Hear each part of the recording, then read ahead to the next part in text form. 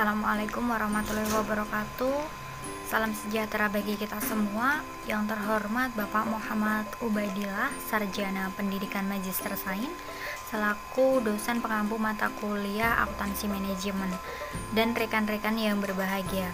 Alhamdulillahirrabbilalamin, kita masih diberikan kesehatan dan kesempatan oleh Allah Subhanahu wa Ta'ala untuk melakukan aktivitas belajar di masa pandemi ini. Pada kesempatan kali ini, kami dari kelompok 1 akan mempresentasikan bab mengenal akuntansi manajemen. Sebelumnya, saya Hesti Dwi Wijayanti, NIM 1903111064, selaku moderator, dan rekan saya yang terdiri dari Devika Tiara Putri, NIM 1903111006, Sylvia Melina, NIM 1903111050, Dinda Undrati Stiana, NIM 1903111054, Bagus Dwi Nur Cahyo, NIM 1903111057, Umi Handayani, NIM 1903111059, dan yang terakhir Rafina Haji Septiana, NIM 1903111063. Baik, pada kesempatan kali ini kami akan mempresentasikan dan sharing-sharing kepada rekan-rekan, mudah-mudahan bisa menambah wawasan untuk perkuliahan kali ini. Baik, langsung saja kita menuju ke materi pembahasan. Akuntansi manajemen. Pengertian akuntansi manajemen atau manajemen accounting adalah proses mengidentifikasi, mengukur, mengakumulasi, menyampaikan, menganalisis, menginterpretasikan, dan mengkomunikasikan kejadian ekonomi yang digunakan oleh manajemen untuk melakukan perencanaan, pengendalian, pengambilan keputusan, dan penilaian kinerja dalam organisasi. Di sini ada dua esensi utama dalam pengertian akuntansi manajemen, yaitu penyediaan informasi dan penggunaan informasi tersebut. Untuk penyediaan informasi dilakukan oleh akuntan manajemen. Penggunaan informasi dilakukan oleh manajer tingkat bawah sampai tingkat atas. Aktivitas mengidentifikasi, mengukur, mengakumulasi, dan menyiapkan data menggambarkan proses yang dilakukan akuntan manajemen untuk menyediakan informasi. Analisis dan interpretasi menggambarkan proses memaknai informasi yang sudah disediakan. Informasi yang disediakan akuntan manajemen digunakan oleh manajer tingkat bawah, misalnya supervisor, sampai manajemen tingkat atas, misalnya direktur utama. Informasi digunakan oleh manajer untuk melakukan proses manajemen seperti merencanakan, mengendalikan, mengambil keputusan, dan menilai kinerja. Akuntansi biaya berfokus pada penyediaan informasi biaya produk, contohnya akumulasi biaya bahan, tenaga kerja, dan overhead pabrik yang dibeban. Selanjutnya yaitu akuntansi manajemen dan akuntansi keuangan. Di sini ada perbedaan dan persamaan. Untuk persamaannya yaitu menyediakan informasi. Contohnya, akuntansi manajemen menghasilkan informasi yang bermanfaat untuk mengambil keputusan dalam membeli mesin baru. Akuntansi keuangan menghasilkan informasi laba rugi yang digunakan untuk mengambil keputusan dalam membeli saham. Yang kedua yaitu menggunakan metode akuntansi. Contohnya, metode depresiasi aset tetap dan metode penilaian persediaan. Keduanya dapat digunakan baik dalam akuntansi manajemen maupun akuntansi keuangan. Yang ketiga yaitu mengolah data akuntansi. Contohnya baik akuntansi manajemen maupun akuntansi keuangan menggunakan data transaksi pembeli, penjualan, dan penggajian. Selain memiliki persamaan, akuntansi manajemen dan akuntansi keuangan juga memiliki perbedaan. Untuk perbedaan akuntansi manajemen di sini yang pertama yaitu pemakaian utama. Pemakaian utama informasi yang dihasilkan oleh akuntansi manajemen adalah pihak internal perusahaan, mulai dari manajemen tingkat bawah hingga manajemen tingkat atas. Selanjutnya yaitu restriksi. Pada dasarnya tidak ada restriksi dalam mengolah input dan memproses data untuk menghasilkan informasi akuntansi manajemen. Jenis informasi yang dihasilkan oleh akuntansi manajemen meliputi informasi keuangan dan non-keuangan. Contohnya, informasi keuangan yang dihasilkan oleh akuntansi manajemen adalah informasi biaya produk, penjualan, dan biaya. Sedangkan contoh informasi non-keuangannya adalah jenis bahan, jumlah produksi, mesin rusak, jumlah pegawai, dan jam lembur, serta produk cacat. Selanjutnya yaitu orientasi waktu. Orientasi waktu informasi akuntansi manajemen adalah masa depan. Hal ini terkait dengan relevansi. Salah satu kinerja relevansi tersebut adalah dapat digunakan untuk memprediksi Informasi rencana penjualan, rencana produksi, dan target laba adalah contoh informasi yang belum terrealisasi dan diharapkan terjadi di masa depan. Selanjutnya yaitu lingkup informasi. Akuntansi manajemen menyajikan informasi secara terperinci. Perencanaan, pelaksanaan, penilaian kerja, dan pengambilan keputusan dilakukan terhadap semua aktivitas secara terperinci. Informasi mengenai produk cacat dan jenis mesin yang harus dibeli adalah contoh informasi yang terperinci. Selanjutnya yaitu bidang pengetahuan. Proses manajerial membutuhkan berbagai jenis pengetahuan. Ilmu ekonomi dan manajemen dibutuhkan untuk menjalankan bisnis secara umum. Ilmu psikologi diperlukan untuk mengembangkan dan memotivasi karyawan. Ilmu teknik dibutuhkan untuk mengembangkan produk. Ilmu hukum digunakan untuk penanganan perkara. Baik, materi selanjutnya akan dijelaskan oleh rekan saya. Assalamualaikum warahmatullahi wabarakatuh. Perkenalkan, nama saya Sylvia Melina, NIM 1903101050. Di sini saya akan menjelaskan tentang sistem informasi akuntansi manajemen. Yang pertama, pemrosesan informasi ini terjadi melalui peristiwa ekonomi. 1. Input data yang direkam oleh perusahaan melalui proses perubahan data menjadi informasi. Output hasil dari laporan perusahaan. Selanjutnya, pemakai atau bisa disebut dengan konsumen. Selanjutnya, tujuan sistem informasi akuntansi manajemen. A. Menyediakan informasi objek biaya dan biaya yang dibebankan ke objek biaya. B. Menyediakan informasi untuk melaksanakan aktivitas perencanaan, pengendalian, dan evaluasi. C. Menyediakan informasi untuk mendukung proses pengembalian keputusan. Proses manajemen, planning atau perencanaan aktivitas yang dilakukan untuk menentukan tujuan atau metode untuk mencapai tujuan tersebut. Yang kedua, pengendalian atau controlling, untuk memonitor pelaksanaan suatu rencana dan pengambilan keputusan. Yang ketiga, pengambilan keputusan atau decision making, pemilihan suatu opsi terbaik dari berbagai macam opsi yang ada.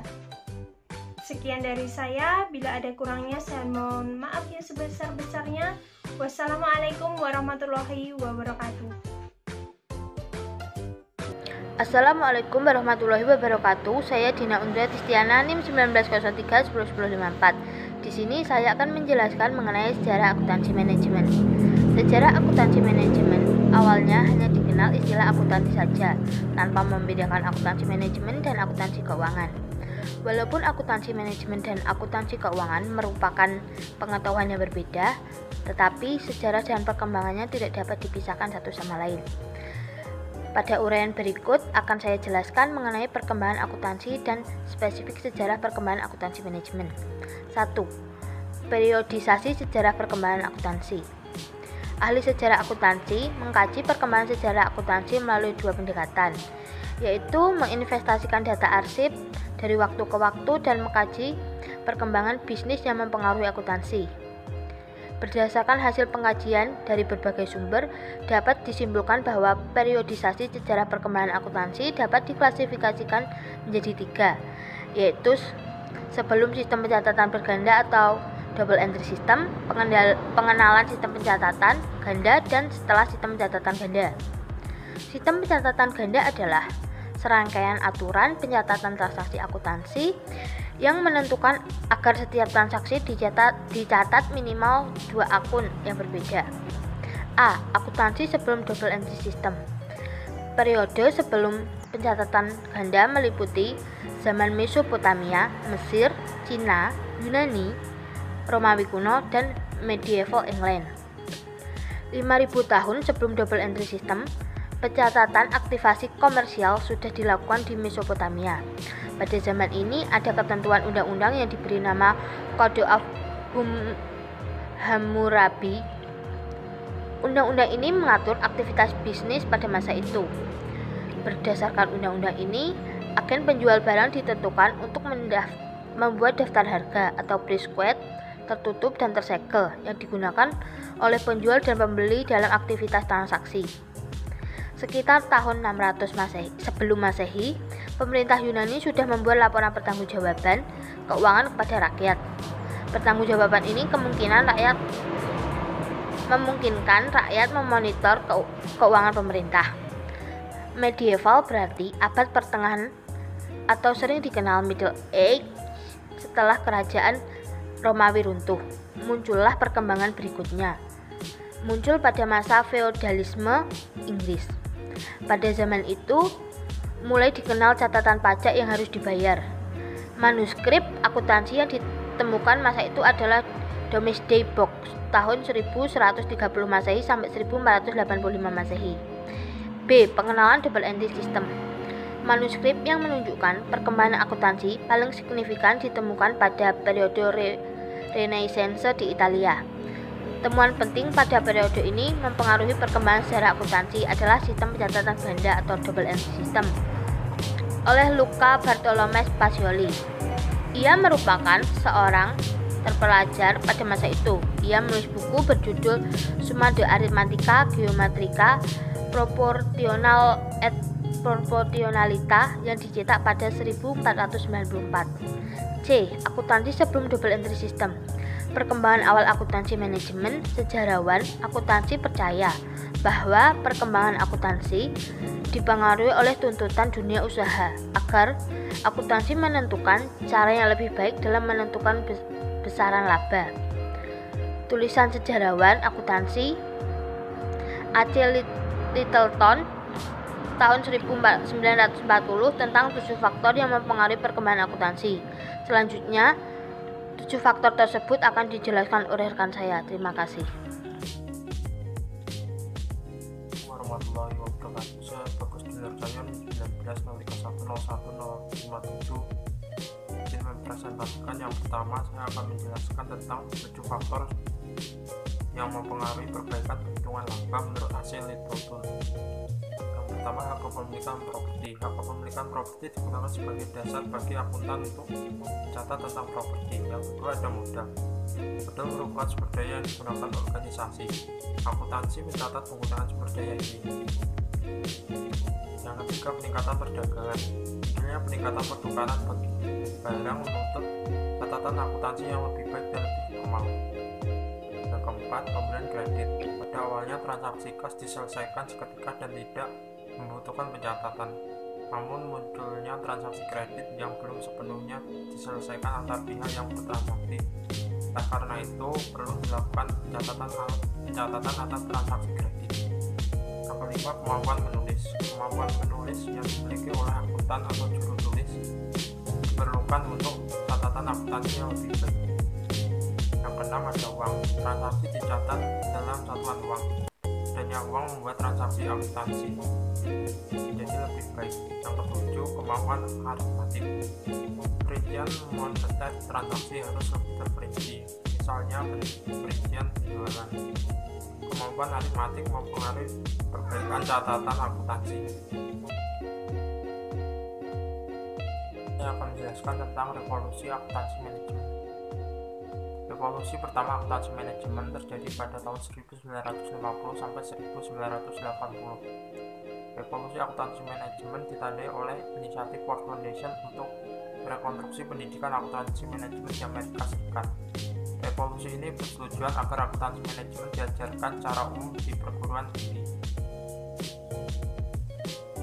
Setelah Perang Dunia II selesai, muncul tuntutan untuk menentukan teknik baru yang diperlukan sebagai alat pengambil keputusan dalam rangka mengatasi masalah peningkatan efisiensi dan laba.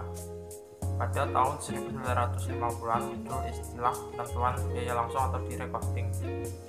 Sementara istilah matematika akuntansi manajemen muncul pada tahun 1960-an.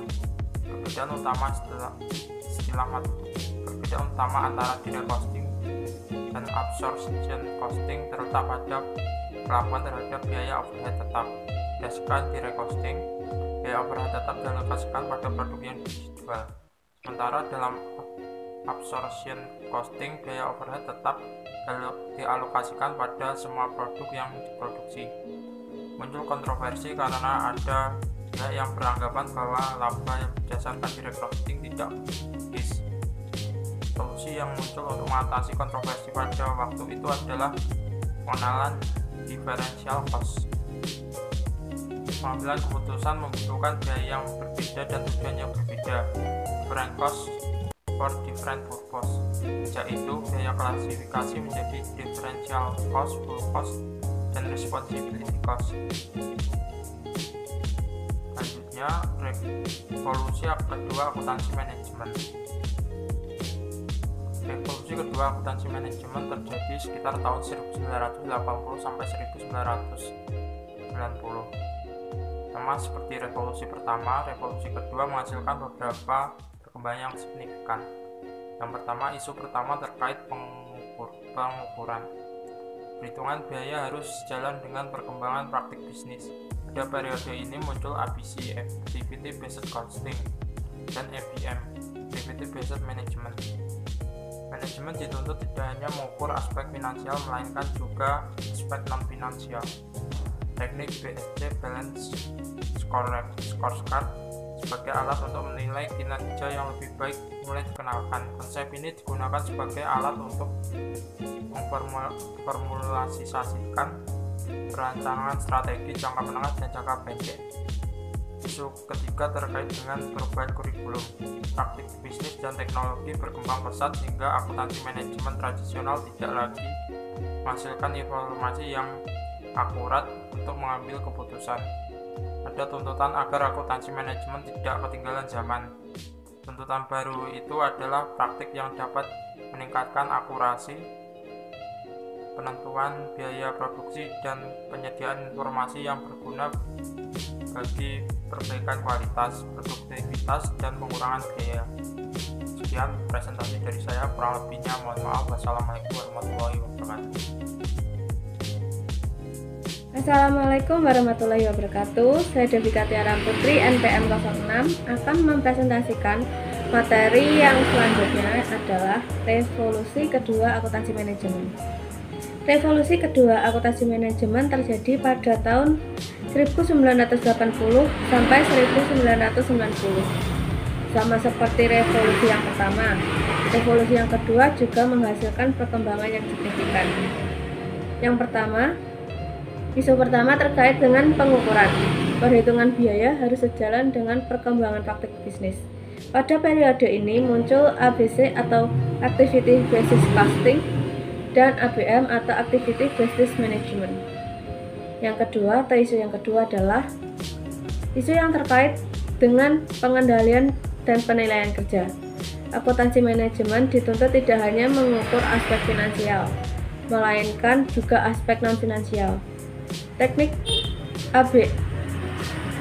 BSC, Balance Scorecard, sebagai alat untuk menilai kinerja kerja yang lebih baik mulai dikenalkan. Konsep ini digunakan sebagai alat untuk memformulasikan perencanaan strategi jangka menengah dan jangka pendek. Isu yang ketiga terkait dengan perubahan kurikulum. Praktek bisnis dan teknologi perkembangan pesat hingga akuntansi manajemen tradisional tidak lagi menghasilkan informasi yang akurat untuk pengambilan keputusan. Ada tuntutan agar akuntansi manajemen tidak ketinggalan zaman. Tuntutan baru itu adalah praktik yang dapat meningkatkan akurasi, penentuan biaya produksi, dan penyediaan informasi yang berguna bagi perbaikan kualitas, produktivitas, dan pengurangan biaya. Baiklah, berikut materi yang selanjutnya. Tren yang mempengaruhi akuntansi manajemen. Akuntansi manajemen berkembang sejalan dengan perkembangan berbagai praktik dalam bisnis. Pada awalnya, akuntansi manajemen berfokus pada penentuan biaya dan profitabilitas produk. Namun belakangan ini, dalam akuntansi manajemen dituntut penyesuaian terhadap praktik bisnis yang berkembang akhir-akhir ini. Yang pertama, orientasi pelanggan. Nilai pesaing adalah perbedaan antara yang diterima pelanggan dan yang diserahkan oleh pelanggan. Segala sesuatu yang diperoleh pelanggan disebut produk total. Produk total adalah semua yang bermanfaat berwujud dan tidak berwujud yang diterima pelanggan akibat dari membeli produk. Meningkatkan nilai pelanggan berarti meningkatkan realisasi pelanggan atau mengurangi pengorbanan pelanggan atau keduanya. Unsur yang diperoleh oleh pelanggan meliputi hal yang berwujud dan tidak berwujud. Hal berwujud dapat berupa fitur produk, sedangkan hal yang tidak berwujud dapat berupa layanan. Rantai nilai merupakan satu rangkaian aktivitas yang menyerahkan produk kepada pelanggan. Yang kedua, perspektif nilai lintas fungsi. Perspektif nilai lintas fungsi adalah cara pandang manajemen yang tidak lagi melihat proses penambahan nilai yang terjadi di suatu fungsi terpisah dari proses penambahan nilai yang terjadi di fungsi lain. Apabila manajemen memiliki perspektif yang sempit dan terpisah antar fungsi, maka proses penciptaan nilai pelanggan yang optimum tidak akan tercapai. Hal ini terjadi karena setiap fungsi memiliki ego dan kepentingan sendiri yang seringkali mengorbankan kepentingan perusahaan secara keseluruhan. Penekanan pada rantai nilai berarti bahwa akuntan manajemen harus memahami berbagai fungsi dan perusahaan, mulai dari pengadaan bahan sampai distribusi produk ke pelanggan. Akuntan manajemen tidak lagi hanya melihat aktivitas dan biaya yang terjadi di setiap fungsi secara terpisah satu persatu. Fungsi tidak lagi dibatasi oleh tembok pemisah yang membuat fungsi seolah-olah tidak terkait satu sama lain. Yang ketiga, kompetisi global. Dua kunci utama persaingan global adalah produktivitas dan kualitas. Produk yang dihasilkan dan produktivitas tinggi serta memiliki kualitas tinggi yang mampu bersaing di pasar modal. Praktik bisnis yang baik terkait dengan produktivitas dan kualitas perusahaan di negara lain dapat menjadi pemicu dan meningkatkan produktivitas dan kualitas produk suatu negara. Perusahaan di suatu negara dapat secara terus-menerus melakukan benchmarking terhadap perusahaan lain. Benchmarking adalah penggunaan praktik terbaik yang diperoleh dari pesaing untuk diterapkan di perusahaan sendiri. Sistem informasi akuntansi manajemen dituntut untuk menyediakan informasi tentang produktivitas dan kualitas agar dapat bersaing secara global. Sistem informasi akuntansi manajemen mengolah informasi dari internal dan eksternal perusahaan tentang produktivitas, sumber daya, kualitas produk, dan jenis praktik bisnis terbaik. Yang keempat, manajemen kualitas total. Manajemen kualitas total atau disingkat TQM adalah pendekatan yang dituntun perusahaan menciptakan lingkungan yang memungkinkan produk perusahaan tanpa cacat dan menghasilkan tanpa cacat dapat dihasilkan. Ada 4 prinsip TQM, yaitu fokus kepada pelanggan, keterlibatan pegawai, perbaikan berkelanjutan, dan sistem terintegritas. Pelanggan adalah suatu alasan keberadaan perusahaan. Oleh karena itu, pemenuhan ekspektasi pelanggan merupakan salah satu fokus pekerjaan perusahaan. Fokus kepada pelanggan berarti perusahaan dituntut menghasilkan produk yang memenuhi dan dapat melebihi ekspektasi pelanggan. Perbaikan berkelanjutan adalah dasar untuk membentuk lingkungan pemanufakturan yang sempurna. Perusahaan tidak boleh berhenti setiap kali peningkatan kualitas tercapai. Apabila perusahaan berpuas diri dan tidak melakukan perbaikan secara terus-menerus, maka perusahaan dapat tertinggal dari pesaingnya. Selalu berusaha mendahului pesaing dan memiliki proses pemanufakturan yang superior merupakan suatu tuntutan agar berhasil menerapkan TQM. Sekian materi dari saya, kurang lebihnya saya mohon maaf. Wassalamualaikum warahmatullahi wabarakatuh. Assalamualaikum warahmatullahi wabarakatuh. Perkenalkan, nama saya Umi Handayani, NIM 1903101059. Saya akan melanjutkan presentasi dari teman saya, yaitu nomor 5, peran akuntansi manajemen. Struktur organisasi adalah gambaran tentang aliran kewenangan dan tanggung jawab dalam organisasi. Kewenangan mengalir dari manajemen lapisan yang lebih tinggi ke manajemen lapisan yang lebih bawah atau lebih rendah. Sebaliknya, tanggung jawab mengalir dari manajemen lapisan yang lebih rendah ke manajemen lapisan yang lebih tinggi. Untuk menjalankan tugas, manajemen diperlukan orang lain untuk membantunya. Kita lihat peran akuntansi manajemen, yaitu ada direktur utama, ada fungsi lini dan fungsi staf. Dalam struktur organisasi tergambar adanya desentralisasi. Desentralisasi merupakan pelimpahan wewenang pengambilan keputusan ke tingkat manajemen terbawah yang dimungkinkan. Hubungan dalam struktur organisasi dapat berbentuk hubungan lini dan staf. Jabatan lini yaitu jabatan yang berhubungan langsung dengan pencapaian sasaran dasar suatu organisasi atau fungsi keberadaan organisasi. Jabatan lini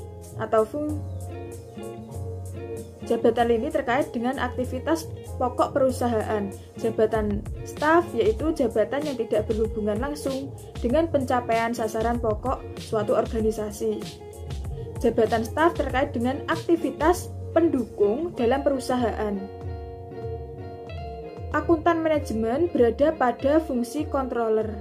Peran controller adalah menyiapkan laporan keuangan, laporan kinerja, perencanaan pajak, pemeriksaan intern, anggaran, dan laporan lain untuk kepentingan internal dan eksternal perusahaan.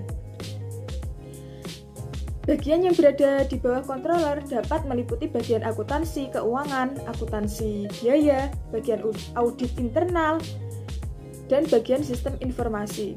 Walaupun secara struktur tidak ada, sebenarnya fungsi akuntansi manajemen sudah melekat di bagian akuntansi biaya.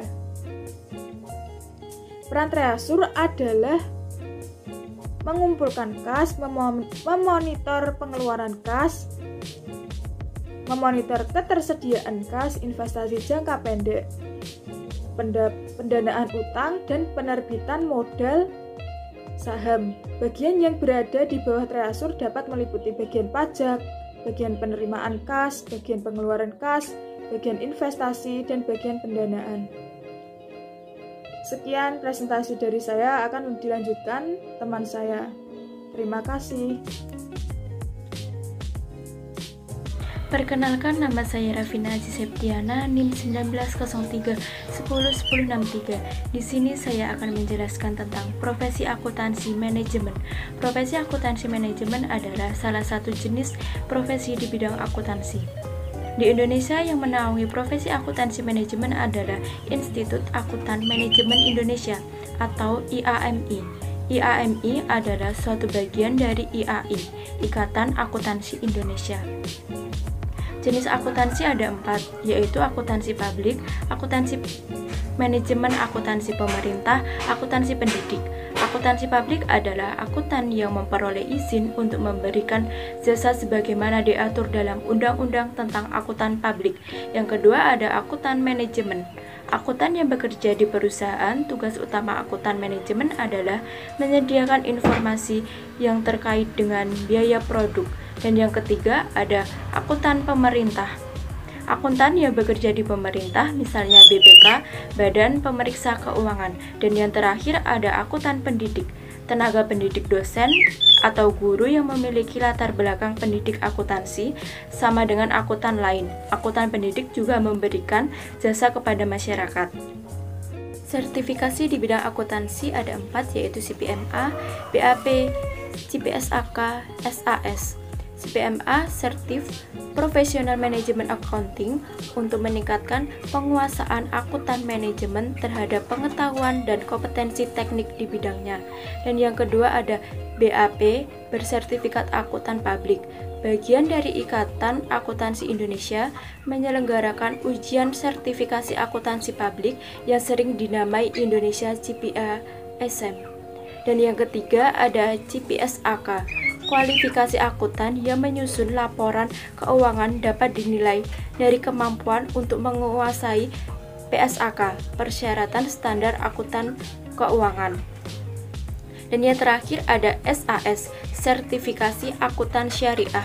Ikatan Akuntan Indonesia menerapkan standar akuntansi syariah. Penyusunan standar akuntansi syariah tidak terlepas dari sistem ekonomi Islam yang berkembang di Indonesia. Dan selanjutnya ada kode etik akuntansi manajemen. Kode etik akuntansi manajemen adalah pedoman berperilaku bagi seseorang dalam menjalankan profesinya. Perilaku etis melibatkan penilaian moral yang mencakup penerapan konsep benar salah, baik buruk, dan tanggung jawab. Perilaku etis akuntan manajemen diperlakukan untuk menciptakan profesi yang dapat dipercaya. Ada 10 nilai inti yang menggambarkan prinsip moral dan etika. 1. Kejujuran, 2. Integritas, 3. Pemegang janji, 4. Kesetiaan, 5. Keadilan, 6. Kepedulian terhadap sesama, 7. Penghargaan terhadap orang lain, 8. Kewarganegaraan yang bertanggung jawab, 9. Pencapaian kesempurnaan, dan yang ke-10 akuntabilitas. Standar etika akuntansi ada 5, yaitu 1.